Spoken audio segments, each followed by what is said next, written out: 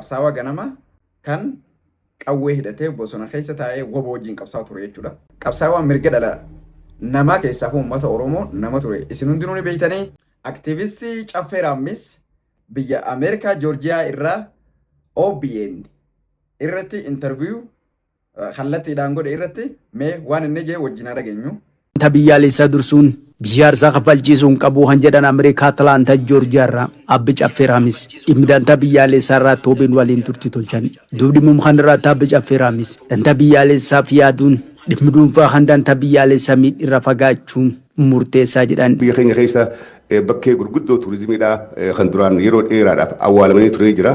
Sun bakkee duudhaa ol baadaa jiran kun dantaa biyyaa gamtaan eeggachuudha. Uummanni keenya Itoophiyaadhaa biyya keessaa jajjabaachaa dhufuudhaa fi alallee tumsi godhamuudhaan biyyoottan ollaa keenyaa biyyoottan Afrikaa biree dabaree addunyaan guutuun har'a Itoophiyaadhaaf gaabbaadhaa jirti. Itoophiyaan hundi biyya keessaas ta'ee al jiraatan dhimmi biyyaaf dursa kennanii gaafii ulaa galaanaa gaafachaa jiru. Hidaarumsaas xumursiisanii mata biyyaas ol qabachiisanii jedhan. Hidhaan guddicha laga Abbayyaadhaa hidhamee xumuramuunsaa kun dantaa biyyaa olaanaadha. Uummanni keenya dantaa ifii baree dantaa ifii cinaa dhaabbachuurraa har'a addunyaan atteeshina kana keenya deebiftee maqaan Itoophiyaadhaa ol kaa'aa jira. Dantaa kana immoo eeguun tisuun akkasuma immoo gaafachuun beeksisuun dhimma lammiilee biitanaa biyya keessaaf biyya alaa jiraniiti jettanii yaaddu. Ulaa duraan hin qabaannee ulaa galaanaa qabaachuun dirqama. Gaafii ulaa galaanaa qabaachuun mirga biyya hundaati. Itoophiyaan ulaa galaanaa tan ifii qabdu tan akka malee dhabde tan seera malee dhabdee har'an tan gaafachaadhaa jirti. Waan kana uummanni keenya biyya keessaa fi alalleen an qofaa bitee dhibbatti deeggaran. Warreen siyaasaadhaa yookaan ilaalcha mootummaa tanaa mormaa jireelleen waan gamtaadhaa waan biyyaa waan boruuf tahaa hundinuu dhibbatti hideeggara cina dhaabbata. Biyya keenya wanni guddachuu dhorke wanni duubatti hamsaadhaa jira guddaan takka ulaa galaanaa dhabuudha. Dantaa biyyaalessaatiif ammallee wanti tumsuu akka qabus dhaaman. Biyya takka abbaadhaatu eeggata. Biyya takka abbaadhaa guddisa.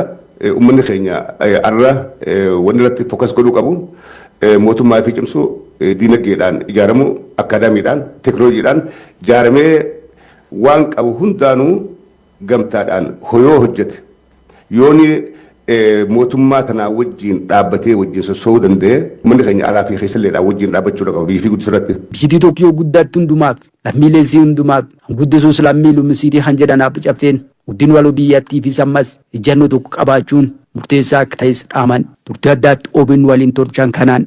Biyya gamtaadhaan guddifna gamtaadhaan jijjiirra malee mootummaan qoftiin kophatti biyya jiruu hin danda'u. Biyya guddisuu hin danda'u. Waan irratti waliin dhaabbachuu qabnu jira. Biyya guddisuu irratti hojiin dhaabbanna. Biyya jijjiiruu irratti hojiin dhaabbanna. Biyya tana hariiroo addunyaa wajjin akka qabaattu nu hundinuu ambaasaaddoroota Itoophiyaatti jennee ilaaluu qabna. Maaliif Itoophiyaa nuutu beessa. Lammiileen keenya biyya alaa jiran biyya keenya dhaqee ilaaluu qabna. Ala kana warri mormuus warri deeggaruus dhaqee naannolee biyya keenya booddee qubsuma keenya biyya keenya dhaynee ilaallee waan dandeenyu keessatti investi goonee siyaasaa isii irraa hirmaannee yaada kennannee waan biyya kana utubaa hojjechuu qabna alaahis keessaahis. Aktiivistii Caffee Raammis filannoo Itoophiyaa tana haarayaa guyyaa 50 wayii booda godhamtu wal qabate jechuudha. Siyaasaa biyya Itoophiyaa kana xiinxaluudhaa fi akkasuma haala filannoo irratti biyyi kun maal akka barbaaddu OBN wajjin interviyuu godhee jira dhageeffattanii jirtanii. Akkas gammaan tana isin xiinxala isaa kana akkamiin ilaaltan?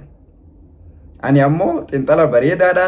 Itoophiyaan ulaa galaanaa biyya isii turte ifiif itti fayyadamuu turte Eertiraan biyya isii turte ammoo seeraa alaanii fi loogummaadhaan kan dhabde akka deeffachuu qabdus himee jira jechuudha. Gajjabeesseetiin deeggaree jechuutanas. Itti aansee ammoo warroottan biyya Itoophiyaa tana ala ta'anii siyaasaa Itoophiyaa morman akka dhufanii daawwatanillee afeeree jira. Tanallee ni deeggara. Itti habiraa ammoo qabsaawaan mirga dhala namaa keessaaf uummata Oromoo nama ture. Isin hundinuu ni beektanii viidiyoo isaa kana daawwadhaa OBN jala seenaa ergaa guutuu daawwadhaan isin jaa nageetti.